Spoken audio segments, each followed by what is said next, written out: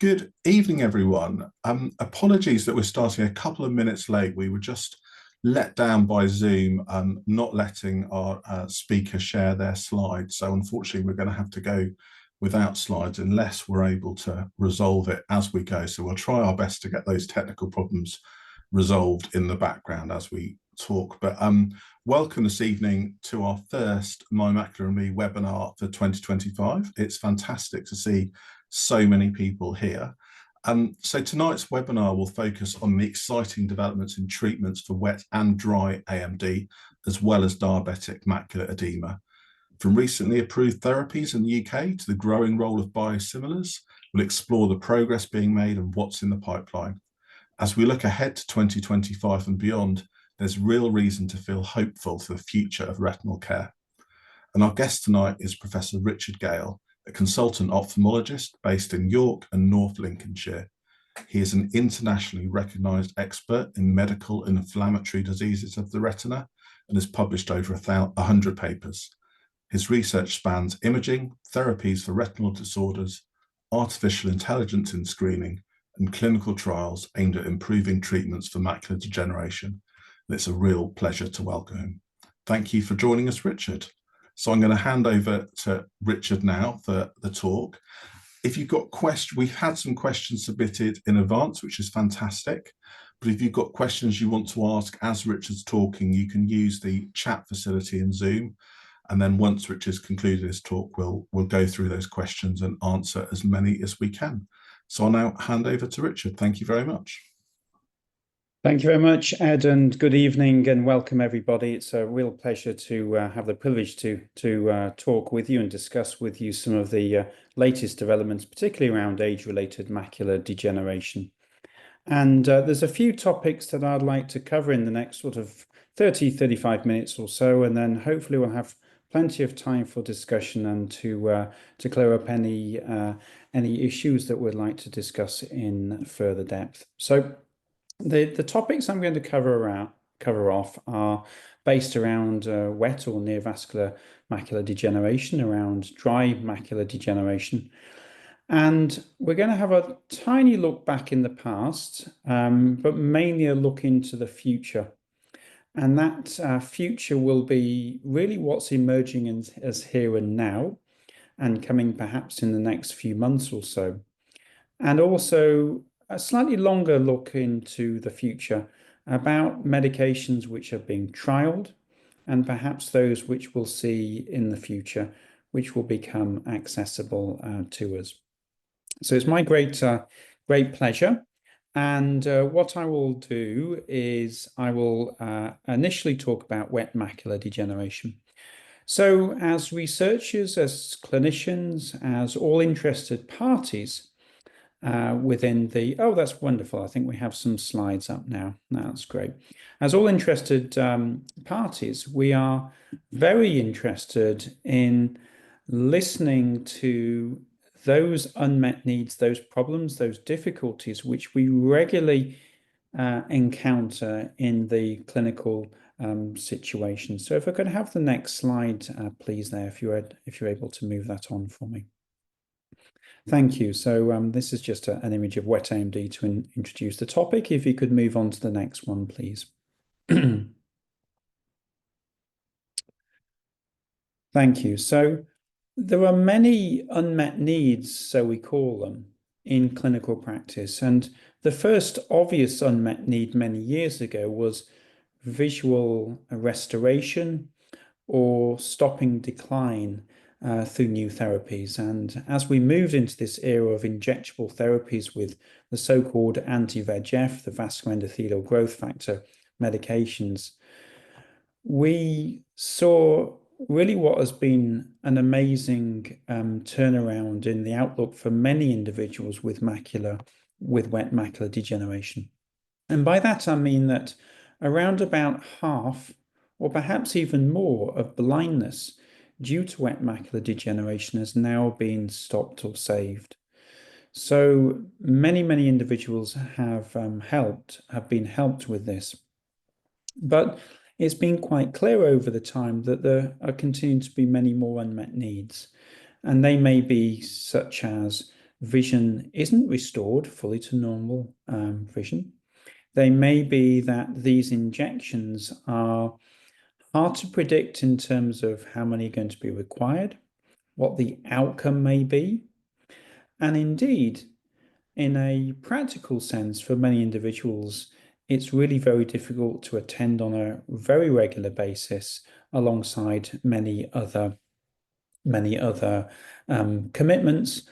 And also from the service providers, from the NHS, it's been really quite difficult to be able to deliver these exactly on time. Now, we term this high treatment burden both for individuals getting the treatment, but also for individuals providing the service and services such as the NHS. And this can lead to sometimes falling behind in treatment, poor disease control, difficulty in adhering to regular treatments in the long term. And we know through experience that perhaps this can lead to suboptimal outcomes. So it's really one of the key aspects for us to address this unmet need of having not just better therapies to try and improve vision, but also to have perhaps longer acting therapies, so less injections are required in the long term. And Ed, if you could move on to the next slide now, please. So really what we've had over the last 15 or almost 20 years now is a move from what's called these first generation anti-VEGF injection therapies.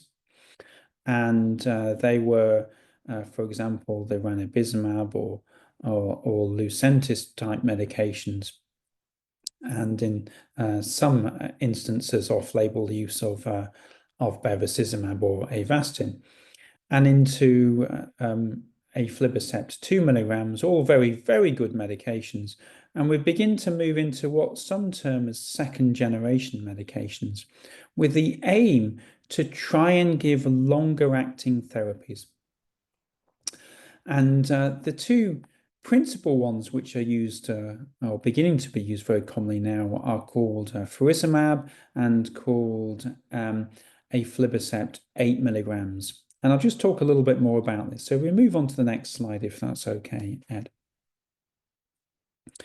So let's just talk a little bit about the molecule and the principles behind these so-called second generation medications. And we'll talk about this higher dose aflibercept. It binds many of the key molecules which are involved in the leaking, the bleeding, which leads to this so-called wet or leaky macula that is responsible for vision loss. And they are these typical molecules. And the principle of having a higher dose, that's 4 times the higher dose from 2 milligrams to 8 milligrams, is essentially it will last longer. And really in simplistic terms, the more medication that's within the eye, the longer it lasts. But actually it's a little bit more complex than that in terms of the biology of how long it lasts in the eye, so-called half-life. And then this other medication called Faricimab, or Vabysmo as it's sometimes known, actually works on a different principle, such that it has 2 really arms to the molecule, so-called bispecific molecule, with a molecule that's very similar to the ranibizumab molecule, and also one that works on a different target called the Ang2. So these are 2 different approaches, and we'll see the success of these in a moment. So if we can move on to the next slide, please, Ed. Now, of course, when medications are developed and designed, whether that be a new molecule in its specific design or whether that be a new dose, it has to be trialed, and it has to be trialed really for 2 principal reasons. And the first reason is to make sure that it's so-called efficacious, i.e. it's effective, it does what it was designed to do. And the other important aspect is to ensure that it's safe and that any adverse side effect profile is acceptable and manageable within the so-called benefit to risk ratio of new medications. Now, typically when medications are trialed, they are compared against the existing standard. So I'm going to discuss just a little bit about how Faricimab was compared against Eylea 2 milligrams. It was compared with individual participants being given either one or the other medications, so-called masks. So neither participants, the research is new. And they were given through intravitreal injection, but in slightly different dosing regimens. And essentially, there was a comparison of how well the vision changed or improved over time.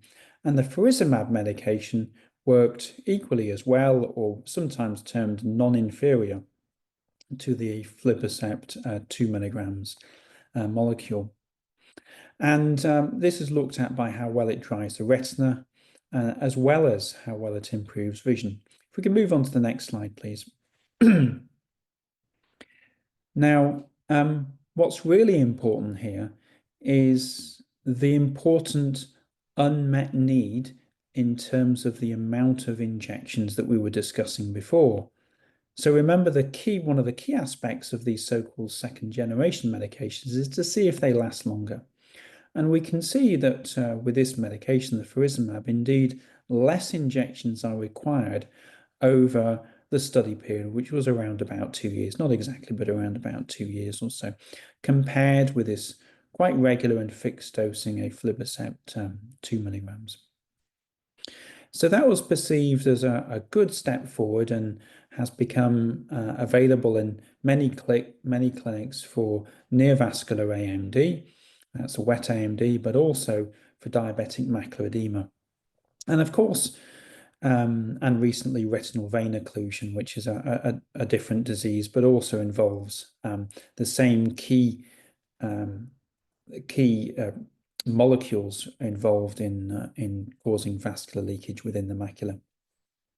And of course, we have to be sure that when it arrives in our clinic, it actually does what we hope it would do, and there are many audits going on, which are evaluations of how often the treatment is required and how well the vision improves and how well it drives the retina. And these go on usually at local level in individual treatment sites, but also in national levels. And there's one called the Far Wide study, which is beginning to report that it does work as anticipated and is beginning to show that it lasts a little bit longer in clinical practice. So we can move on to the next slide now. So the next key medication that's become, and here is really a discussion about the average length of interval that individuals will end up on. And we can see that many individuals will end up on 8 weeks or 12 weeks, but quite a large proportion will end up on 12-week regular intervals, which is a great step forward. We can move on to the next step. So it's about 80% of individuals which will end up on the 12-weekly dosing, according to how the study was run. So the next medication on the block, it was this higher dose, this so-called 8 milligrams, or in the US it's termed high dose Eylea. And also this was compared with the original lower dose, the so-called 2 milligrams of aflibercept as well. And it was compared in different dosing regimens.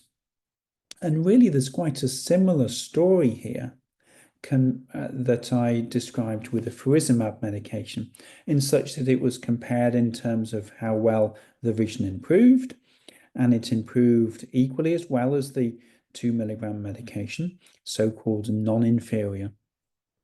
But it's also compared in the number of injections that was required over a longer period, or almost around about the 2-year period, not exactly. And what was seen again with this 8 milligram medication is that less injections were required compared with this fixed every other month injection of the 2 milligrams. So again, it's perceived as a good step forward in terms of disease control, with less injections being required over time. Now, there's a couple of things about these different medications. They're slightly subtly different in terms of the volume. It's a very slightly higher volume, this 8 milligrams, compared with the 2 milligrams. Most individuals feel that that slight increase in volume is really of little significance and to the majority of people and in the longer term. If we can move on to the next slide, please. Thank you. And so we just discussed that that much less treatment was required with this 8 milligrams compared to the 2 milligrams in this so-called study. Now, what was quite interesting about this study was that indeed many individuals were extended out to not just 12 weeks, but also 16 weeks and 20 weeks and even beyond. And this is really a great step forward in the wet macular degeneration frontiers. So if we can move on to the next slide now, please. So there we are, around about 80% over at 20 weeks or so. Okay, and we can move on to the next slide now. So this is really what's arriving in our clinics and is available in our clinics now to many of us.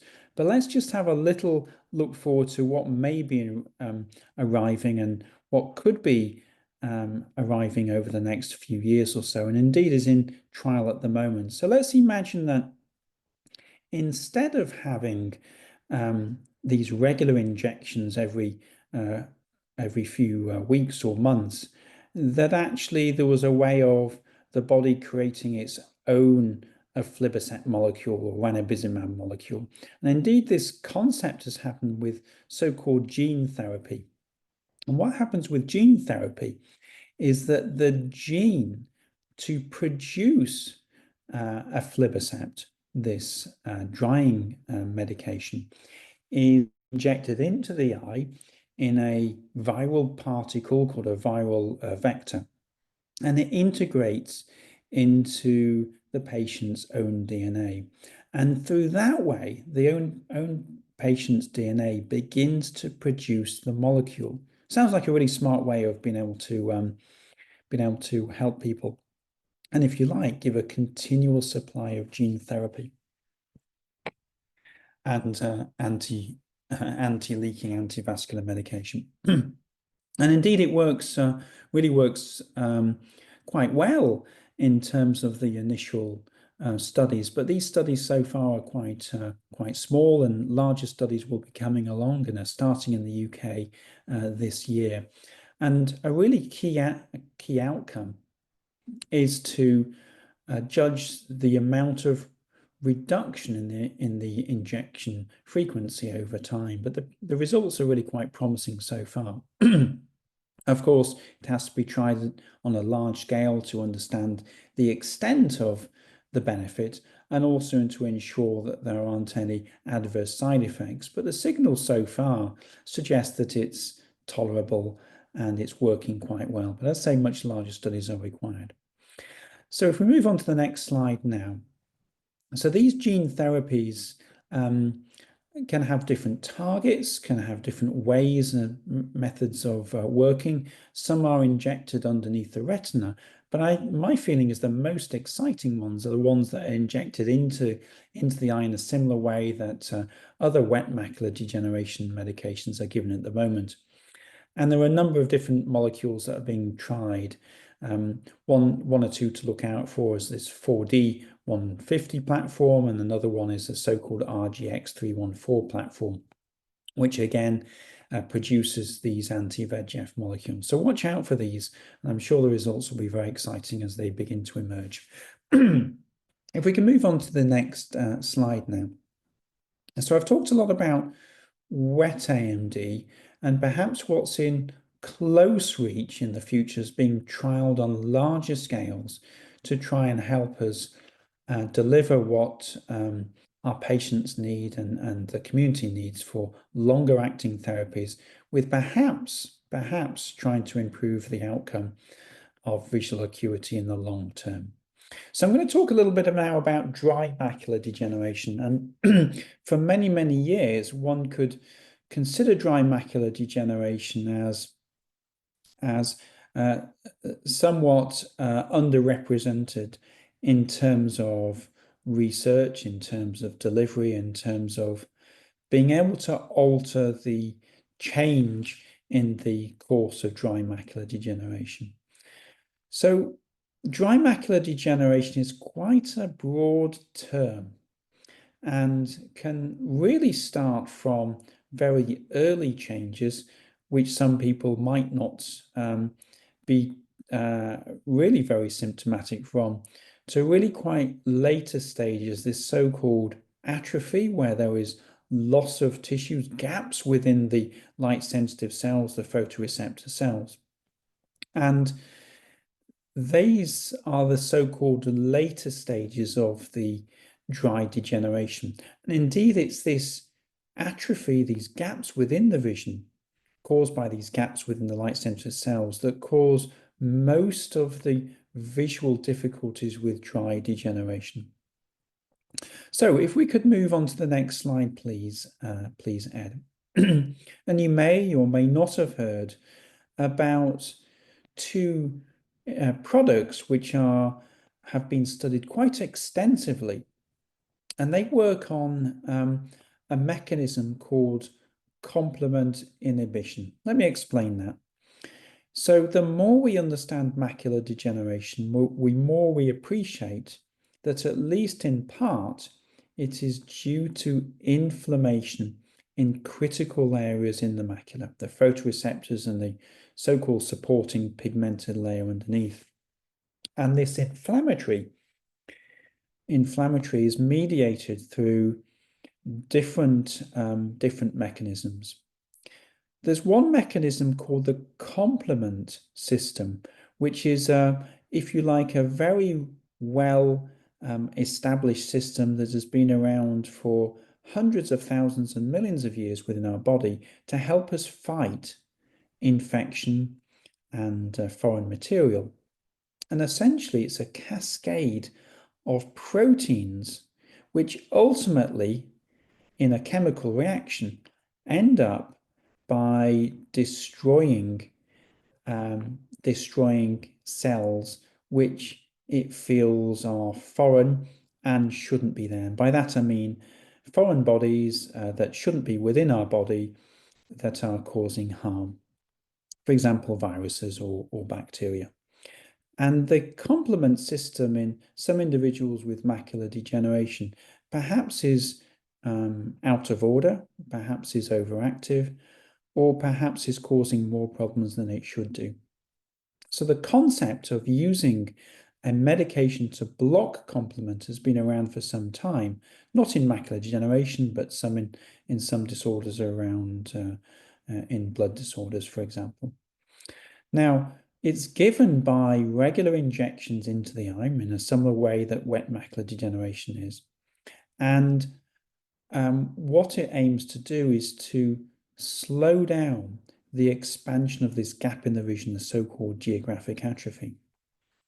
So I'm going to talk about one medication by a company called Apellis at the moment, and it's got a long name. It's called pegcetacoplan, and it aims at a certain part of this complement cascade with the idea of slowing down the rate of expansion.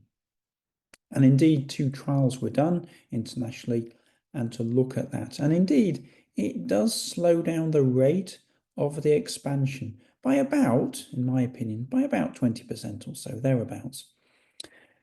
There is another medication by a different organization called Astellas, and also it shows that given on a regular basis, these injections, that it slows down the rate of expansion of this so-called geographic atrophy. Now, there are differences between the 2 medications, between the 2 populations which were looked at. Some that, one that looked at these gaps in the vision, these so-called atrophy that wasn't directly in the center, and others that looked at these atrophy that was directly in the center and off to the center as well. And they were given in slightly different regimens, either monthly or every monthly, for example.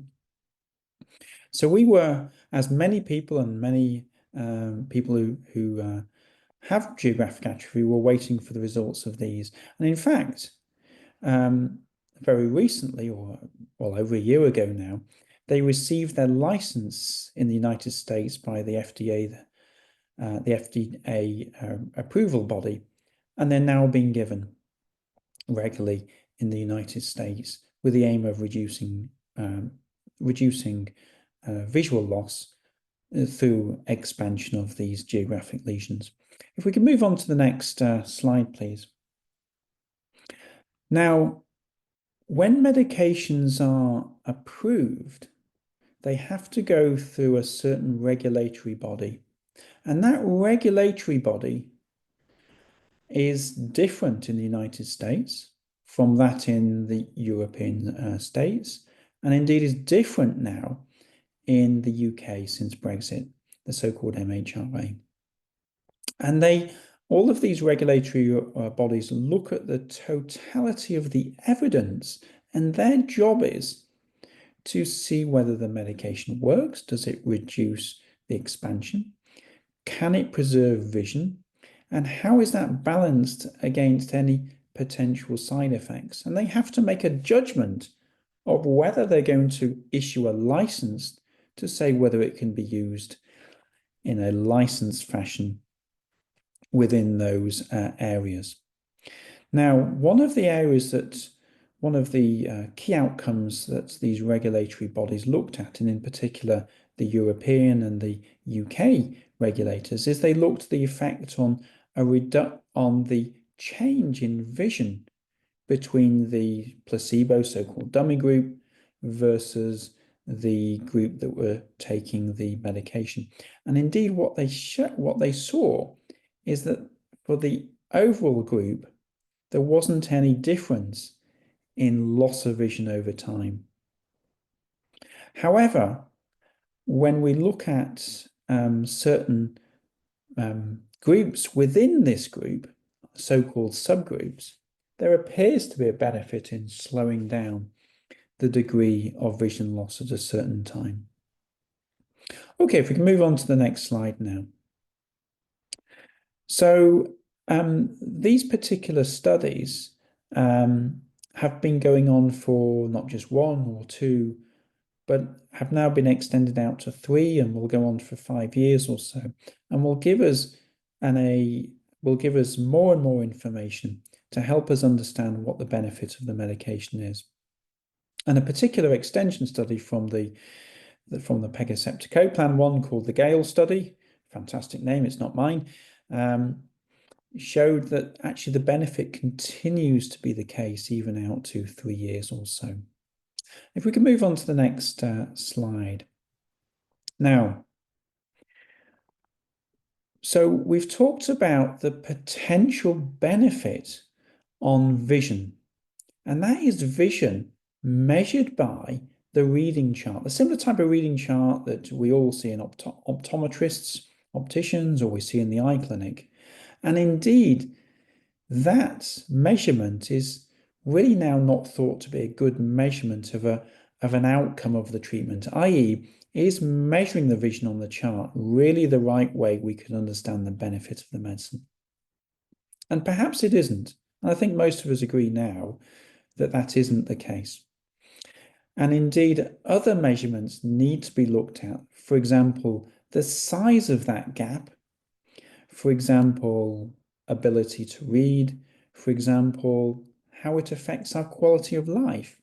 And these so-called outcomes can be functional or anatomical, i.e., how individuals are helped to function, or how the anatomy, how the structure of the eye looks at. And indeed, there is some differentiation of how these functional outcomes in terms of the size of the gap in the vision is between those individuals that had the dummy medication versus those that had the active molecule. But unfortunately, as we heard quite recently, both the European Medicine Agency and the UK equivalent, the Medicine Health Regulatory Authority, didn't feel that this evidence was sufficient to convince them to offer a license based upon the potential benefits and the potential small risks which were involved. And that could be due to the time it took to have these benefits. It could be the amount of treatments that were required and balancing up those small side effects, etc. So that's come as a huge disappointment to many people, to clinicians, to obviously our patients and patients who have this condition, and has really knocked back this area of therapy. Now, there is a hope. It has the UK regulatory authority have knocked back one of the molecules, the pegcetacoplan, but it is still evaluating the other medication from the other company called Astellas. And so we hope that that medication will be approved, and it may be approved because the patient group that was studied was slightly different, and it has a slightly different profile to it. So let's just hope. Hope. Now, what are the side effects? I can almost hear you saying. So some of the side effects are those which are typically associated with having injections into the eye.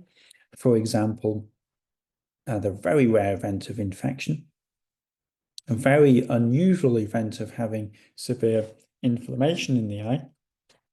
And we know that all medications that are injected in the eye can potentially cause inflammation, but it was thought that perhaps that was slightly higher with these medications. And indeed, there was an increase in the amount of wet macular degeneration developing in people with this so-called geographic atrophy. It almost doubled the amount from a small amount to still a small amount, but it was meaningful. And these are the reasons that some of the reasons that the regulatory authority thought at this particular time that the submission from the company wasn't going to be approved.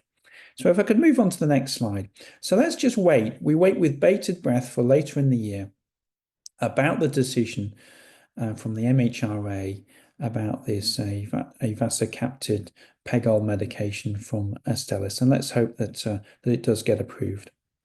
Okay, so let's move on to the next slide. Now, I mentioned before that these so-called complement inhibitors were one way of tackling this disease, this dry macular degeneration. And Ed, if you could move on to the next slide, if that's okay. But there are other ways, and other treatments and trials that have been done. And just to interject, I would like to just mention a study that was done by Tim Jackson, who is a professor of ophthalmology, and ran a study called the STAR study. And really what he did and his group did is they, again, looked to see whether they could reduce the amount of injections, again, for wet macular degeneration. We're just delving back into wet macular degeneration for a few moments. And essentially what they did is they gave very standard therapy of the regular injections of the ranibizumab medication. And they also gave standard injections of ranibizumab medication for another group of individuals. But in that second group, they gave another intervention, which was a form of radiation or radiotherapy to the macula. And if we can move on to the next slide, please. And essentially what it showed is that the group that had the radiation or radiotherapy at the beginning had slightly less injections over time. So again, almost out to the 2-year period, there was around 13 injections, just over 13 given in the regular ranibizumab injection group, but if you had the radiotherapy, that was nearer 10.5 injections. So I think this has been a really interesting result to show the benefits of having radiotherapy. But I think many commentators think and have begun to evaluate whether this has been enough of a reduction to warrant the wide-scale use of the radiotherapy. So we'll wait and see whether this actually translates into real a real treatment option for ourselves and our patients. The feeling at the moment is that perhaps this has added to the scientific understanding, and perhaps this therapy may be reinitiated with other medications in the future. But with the advent of these longer-acting anti-VEGF medications, these so-called second generations, then that needs to be evaluated and assessed. So we can move on to the next slide, please, there, Ed. Thank you. And it did look at the benefit in terms of the vision and the retinal thickness, and they were really quite similar over time. So again, it gives us a good indication of where this type of research may be going. If we can move on to the next slide, please. Okay, so something that's really very popular as a topic for discussion is something called photobiomodulation treatment. What does this mean? It's also termed red light therapy, and really the principle of this is that red light of a certain wavelength, of a certain type, of a certain duration, of a certain power is shone onto the macula with the concept that the cells will react in a particular way. So within the cells are mitochondria, which are the engine rooms, and the theory is that those engine rooms will work a little bit harder, and those engine rooms will then clear these natural debris, these natural waste products, which are the hallmark of age-related macular degeneration. So this concept has been around for quite some time, but actually it was trialed in the so-called LIGHTSITE trials. If we could move on to the next, there we are, the next slide. So the LIGHTSITE III trial compared, again, it had a comparator group, it compared very regular red light therapy to individuals with a certain type of macular degeneration, not the wet type, but a certain type of intermediate dry degeneration. And it compared these regular light therapies to a group which had a very, very low dose, thought to be clinically insignificant dose of the red light therapy, and thought really to be the same as having no treatment, so a comparator group. And the concept was to try and see what the outcomes were in dry macular degeneration. So if we could move on to the next slide, please. And to many people's surprise, the individuals that were studied, the 100 individuals across around 10 centers in the United States, showed a difference in the vision that was measured between those receiving the red light therapy and those in effect that weren't, to the tune that there were 1 or 2 letters, not lines, but 1 or 2 letters difference, and better in those receiving the light therapy compared with those that didn't. Now, what does that mean? It means a fraction of an optician's chart line or a couple of letters. And I must say, this caught many people by surprise in terms of the extent that this happened. And it's really created a lot of debate amongst retinal specialists and researchers as to how reproducible this may be if it was given to many individuals in the community with dry degeneration. Let's just talk about that a little bit more. So if we move on to the next slide, please, there, Ed. So what it did is it didn't just look at visual acuity. it tried to understand how perhaps the visual acuity was being affected. And it looked at, amongst other things, the volume of the waste products of macular degeneration, the so-called drusen volume. And indeed, those individuals that had the light therapy had less of these waste products called drusen compared with those that didn't. So to me, that provides a mechanism of how this may work. But as I say, many of us were surprised about the change in vision over time. And in fact, indeed, why the vision would have improved even a little bit in the group that effectively didn't get the light therapy. So if we move on to the next slide, please. So it also looked at whether it could reduce the amount of this geographic atrophy developing, these gaps in the vision. And indeed, there was a signal towards less atrophy, less dry degeneration of the more severe fault developing over time, which again caught many people by surprise, and many people welcomed these results. However, there has been, as I say, significant commentary about this, and some individuals feel that the study was weak in some ways. It was weak because there was only a relatively small amount of people enrolled, about 100, where many of the studies that I've talked about before had many hundreds, if not thousands, of individuals enrolled across a whole program to demonstrate the effect. And so I think it would be fair to say that there is a degree of healthy skepticism amongst some individuals of whether this could be reduced in a larger trial. And I think the jury is out. I think it's clear that there is a reason why it may work, but should it work to this effect? And what may be required? Well, what may be required is a much, much larger study to understand whether these results can be reproduced. Having said that, there's a degree of skepticism among some ophthalmologists, it has been licensed in the United States for use. And indeed, it is available in the UK, not in the NHS settings, but some individuals are able to offer this in the so-called private setting or non-NHS setting.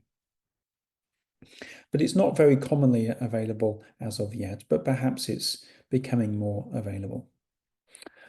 Okay. If we could move on to the next slide. So I'm just going to take a moment or so to summarize before we can perhaps take 10 minutes of questions or so.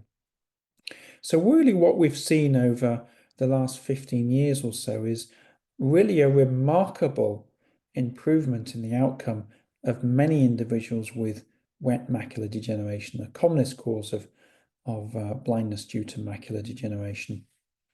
However, there remains many unmet needs.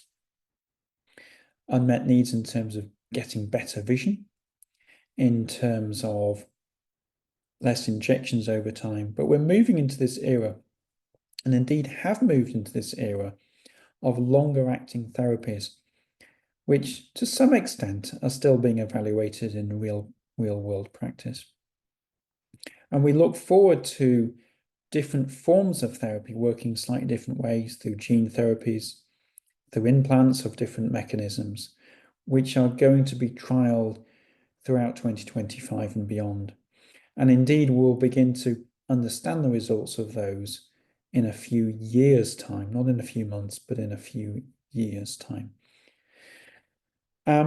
So as I mentioned, there are medications with different strategies under investigations. And of course, it's really important for us to understand the key outcomes in terms of vision improvement, but also the safety in terms of inflammation, in terms of whether it may cause an excess of allied diseases, such as dry converting into wet, for example. So at present, there's no approved injection therapy for GA, this severe form of dry macular degeneration at present in the UK. However, there are other therapies which are becoming available, which may, although with a degree of skepticism by some, have a benefit in the longer term. And many people feel that these new therapies may need better understanding to help. So at this point, we've got about 10 minutes to go, and I'm happy to take some questions, and I appreciate I've only covered a very small amount of what's of information that's out there, and there's a lot more information that we can discuss now. So thank you very much for your attention, and Ed, back over to you. Thank you so much, Richard, and thank you for covering such a huge topic, which I know there's just, could talk for days on this and still not cover everything. So thank you for doing a real sort of tour of the current state. And thank you so much for the questions. I know we've had lots and lots of questions, and we will get through as many as we possibly can in the time available. What I would also say is it's been posted in the chat, but if you've got a very specific question about your own condition, you can, of course, call our helpline, and the number for that is 0300 30 30 111, or you can email help@macularsociety.org. So we're not going to be able to get through everyone's questions, and I know some of them are very specific, but we'll get through as many as we can. So going to some of the questions we've been asked, there's been a few on cataracts and AMD and the risks associated with cataract surgery and whether that could make someone's macular degeneration worse. I don't know if you'd like to say anything about that. Yeah, it's a really good question. So there has been a thought in the past that individuals undergoing cataract surgery may be at more risk of developing neovascular AMD, this wet macular degeneration. However, when we look at the best available evidence, it's more likely that actually those individuals with undiagnosed wet macular degeneration may well have had a pre-existing form at the time. So the feeling is that it doesn't cause wet macular degeneration, but may unmask existing wet macular degeneration.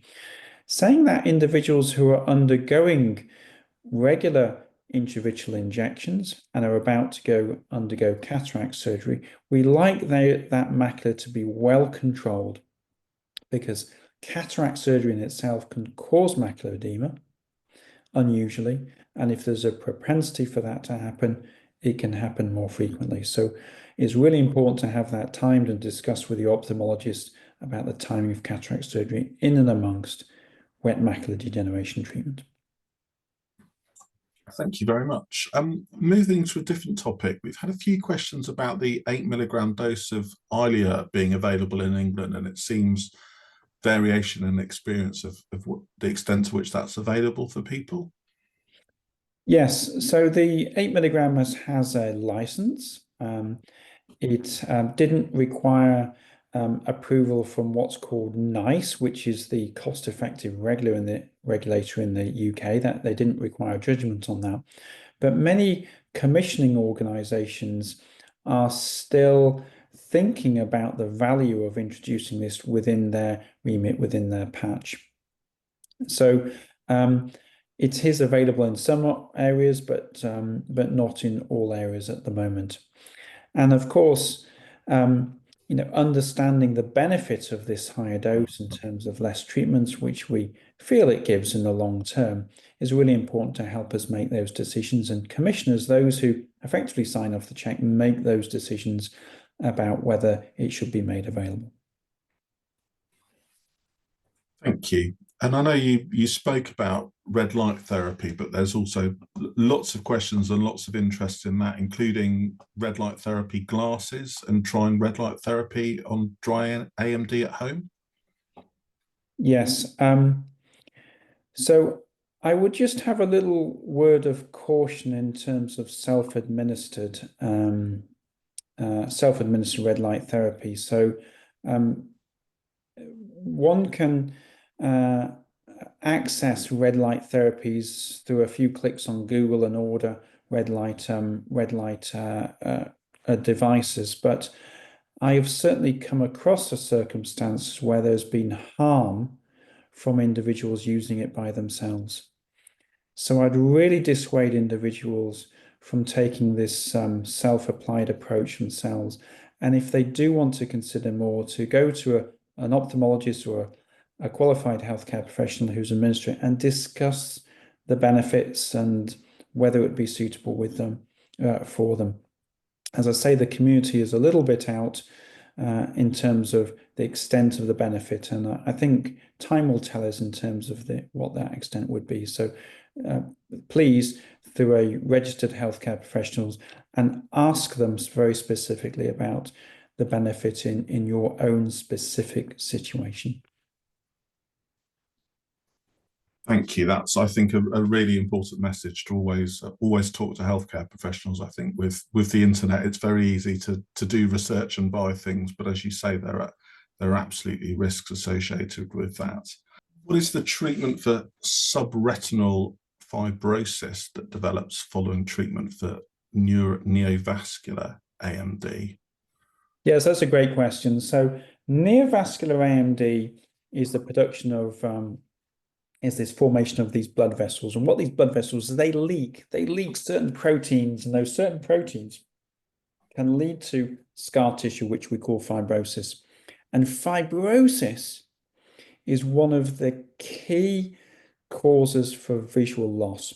So once fibrosis develops, it really is associated often with poor vision, particularly if it affects the very center part of the back of the eye. So there's been a lot of interest of how to prevent the fibrosis coming along and how to specifically treat it. Long story short, the best way of trying to prevent the fibrosis coming is with early detection, early intervention with the well-known treatments that we have, which are all very good. They're all highly successful treatments and good treatments that have often been around a long time. So that's the best way of preventing. There have been specific medications which have been tried and trialed to try and specifically stop this fibrosis going, but unfortunately they were unsuccessful in their studies and no longer progressed. There's even been operations tried to remove the fibrosis, but I think many people would agree now that that really hasn't had the success that we would hope it to have. So unfortunately, our main theory is or our main practice is trying to prevent the fibrosis coming along with early treatment. And I must say that early detection, early treatment is something that's very close to my heart. It's something that I have a research group looking at to really try and see how we can proactively catch this disease very early in all individuals who could do. Thank you. We've had a few questions on Stargardt's and also Best disease, which I know we haven't really been covering this webinar. And what I think we'll do is we've got some resources on our website on that, including a podcast. So what we'll do is we'll follow up via email for those who've attended today, if that's okay. And it may well be covered in a future My Macular and Me session as well. I think we're pretty much at time now. So thank you again, everyone, for all of your questions. And thank you, Richard, so much for your time. It's been an absolutely fascinating hour, really interesting to hear all of the progress that's being made. And I think it's great to see there is progress being made. There is absolutely hope for improved treatments. So really positive. Thank you so much. So again, if people have got questions which haven't been answered, please do ring or email our helpline, and the details of those have been posted in the chat. And we will follow up with an email with some links to some other resources. And with that, I will see you all hopefully at our next webinar, which is they're always on the third Tuesday of the month. So that'll be on the 18th of February. So thank you very much, everyone. All the best. Goodbye.